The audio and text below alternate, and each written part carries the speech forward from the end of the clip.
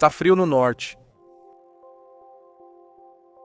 Durante os 3 séculos, entre os anos 900 e 1200, conhecido como o período quente medieval, a população alcançou patamares não vistos novamente até o século XIX.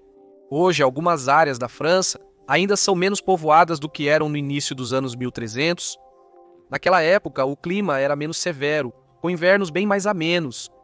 O clima não era sempre frio durante a pequena idade do gelo.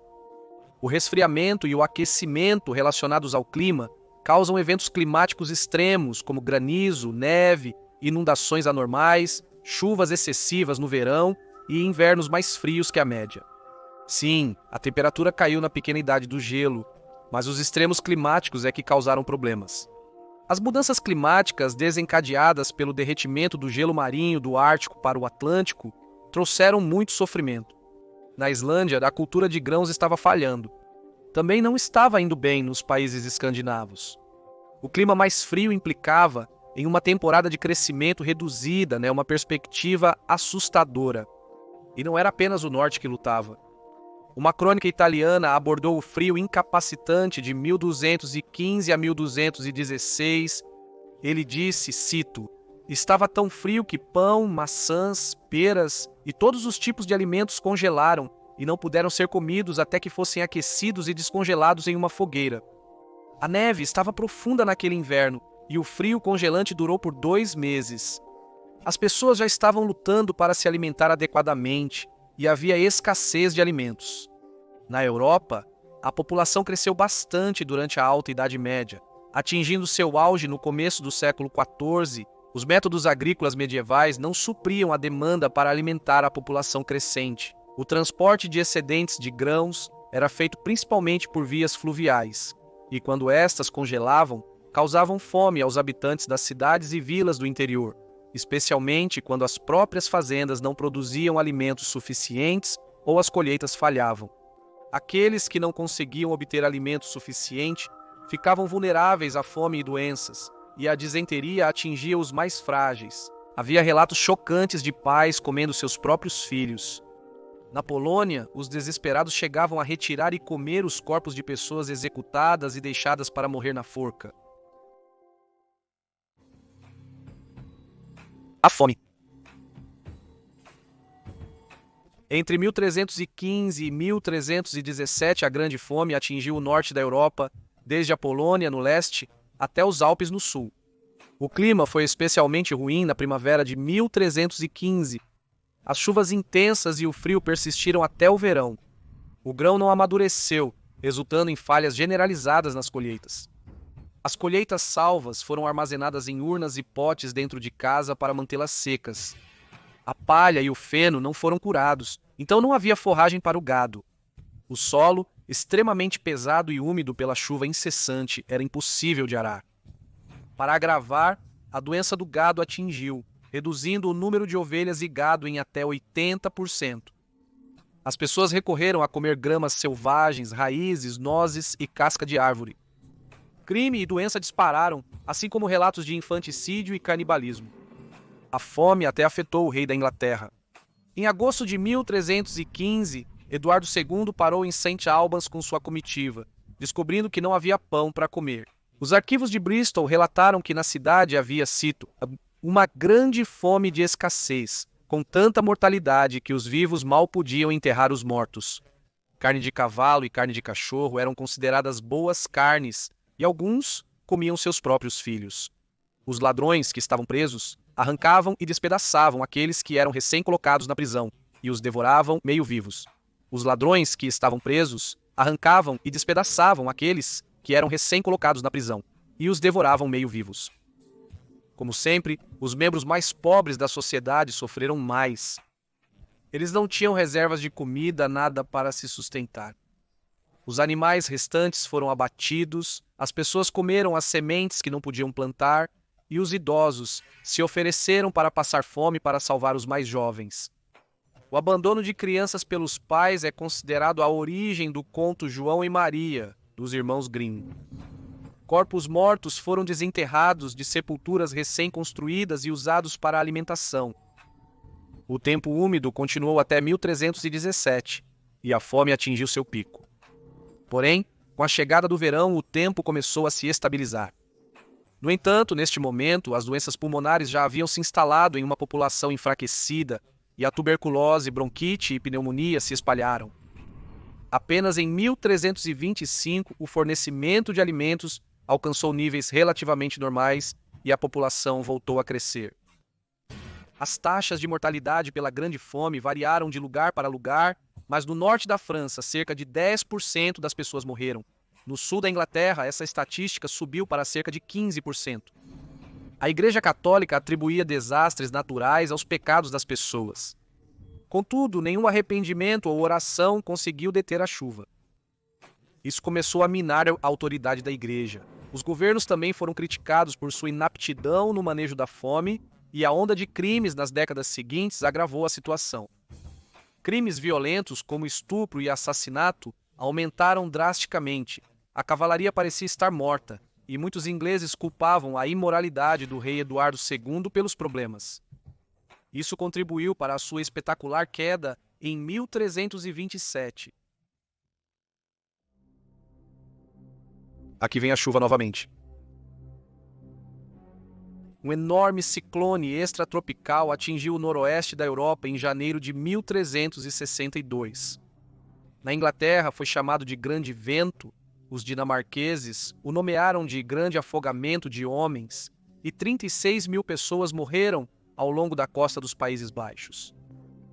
Grandes marés de tempestade vieram do Mar do Norte, regularmente afogando a Idade Média, e varreram a Inglaterra, a Dinamarca, Países Baixos e a costa alemã, dizimando cidades e distritos inteiros, causando milhares de mortes.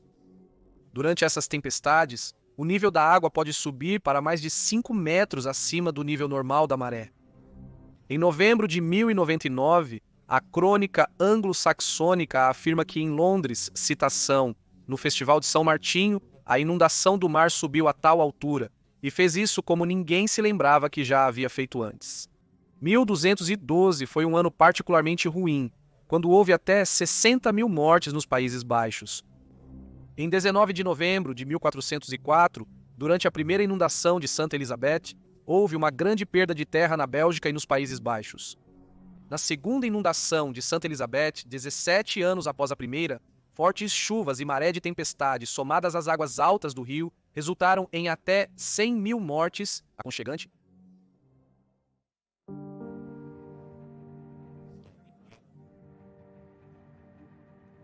A tempestade do dia de St. Mawes atingiu o sul da Inglaterra em 15 de janeiro de 1362, seguindo para o Mar do Norte, alcançando a Dinamarca e a Alemanha na manhã seguinte.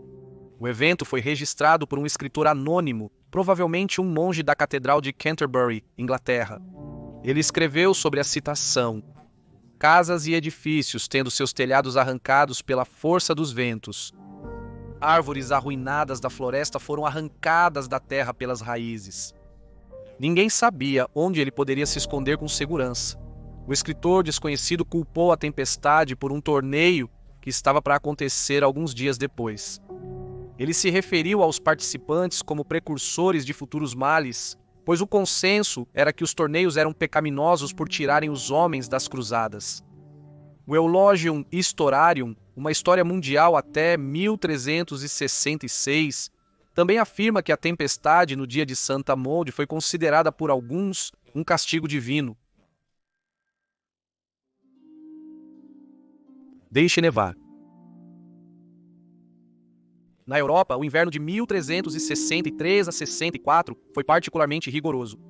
Não só no norte, mas também em países do sul, como a Itália, onde a Lagoa Veneziana e o estuário do rio Rhône congelaram completamente.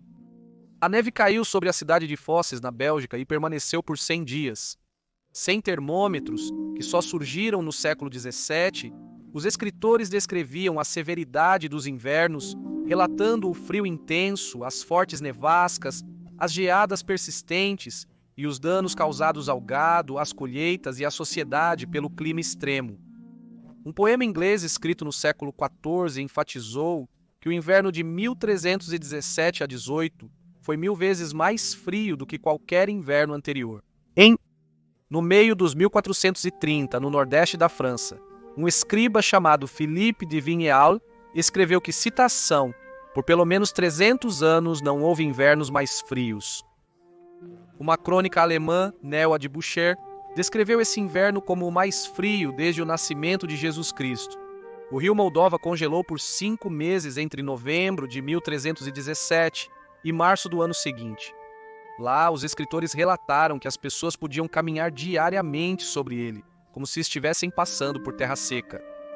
Florença, na Itália, ficou coberta de neve por todo o mês de fevereiro de 1352. Ghent e Antuérpia, no que é hoje a Bélgica moderna, tiveram 15 semanas de geada contínua no inverno de 1433 a 34. De acordo com o Conner Jacques Bucca, um ano depois, houve 13 semanas de geada em Colônia, que também viu 36 dias de neve sem parar no mesmo inverno. Em 1359, a Itália Central, geralmente associada a invernos amenos, teve nevascas extraordinárias, com a neve atingindo alturas incomuns. Para aliviar os telhados, a neve foi jogada nas ruas, bloqueando algumas cidades e deixando os moradores presos em casa por vários dias. Bolonha estava sob 18 pés de neve e era ainda mais profundo em Módena. Em 1442, Marie de Anjou, rainha do rei francês Charles VII, ficou presa em Carcassonne, no sul da França, por 3 meses, quando 6 pés de neve atingiram a região. No sul da França, durante o inverno de 1389, a região de Lasieux teve uma nevasca extraordinária. Citação: em janeiro, fevereiro e março, as nevascas foram tão grandes que destruíram muitas fazendas e que muitas pessoas morreram porque suas casas caíram sobre elas. Outras pessoas morreram de frio, outras de fome, porque as nevascas duraram muito mais do que o habitual e as pessoas ficaram sem provisões.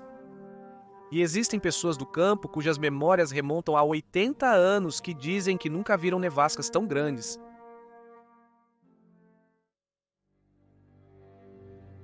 Congelar. A escassez de alimentos foi a maior dificuldade. O transporte de alimentos por rios e estradas congelados era impossível. Em tempos de escassez, os preços inevitavelmente dispararam. No inverno de 1432-33, os rios alemães não podiam transportar nenhum carvão ou lenha para aquecimento. O gelo danificou os moinhos de água, impedindo a moagem de farinha e causando escassez. Um livro de contas do final do século XIV de Montpellier relatou a morte de um homem sem teto que morreu congelado na rua. Um escritor parisiense descreveu como as pessoas estavam morrendo de frio nas ruas no inverno de 1437-38. Houve relatos da Alemanha de gado morrendo por causa do clima naquele mesmo inverno. No entanto, nem tudo era desgraça e tristeza. Os medievais eram resilientes e muitos aproveitaram ao máximo a neve e o gelo. No século XIV, realizava-se um mercado no Reno, em Colônia, Alemanha. Quando o rio Po congelou na Itália em 1215, foram realizados torneios sobre o gelo. Em Colônia, durante a grande nevasca de 1434 casas de neve foram construídas, ursos e leões foram esculpidos e as pessoas andaram de trenó e tiveram batalhas de bolas de neve como fazemos hoje. Obrigado por assistir a este episódio de Loucura Medieval. Se inscreva se estiver gostando dos vídeos. Espero que tenham uma ótima semana e fiquem aquecidos. Até a próxima, saúde!